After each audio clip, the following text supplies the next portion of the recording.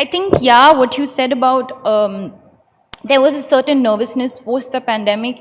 I think in every industry, not just the Indian film industry, to understand how the consumer, how the audience is really going to respond to the content that we've created. A lot of the films that I had worked on prior to the pandemic and some even during came back to back with Gangu and Darlings and Brahmastra. This all just happened like back to back. So it was a very overwhelming year because it's a lot of effort that you put in into any project or business. When you put in years of effort, teamwork especially, everybody's waiting with bated breath for the final outcome. So when you pass on the final outcome, that's always like a whew, it's a bit of a relief. I'm not sure I'm someone who takes a step back and looks at my career like, oh, that's a milestone moment or that's a milestone moment. I don't cut to a wide shot that often in film language. I like to just keep my head in the game and just move forward with each, like literally on the Friday, I let the film go to the audience, and then whatever the fate of the film, I accept it.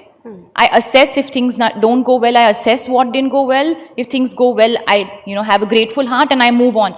It's the way I've always been, and I think that keeps me really comfortable and grounded. I don't really swim in successes or drown in failures. I like to learn, good or bad, from each experience and move on. But of course, when I meet people and they give me love for a movie, for example, Rocky Rani, I was in New York right after and people kept coming up to me and telling me that they watched the film 3-4 times, and that's literally all you want to hear from an audience, and you just feel so happy. Speaking about my characters,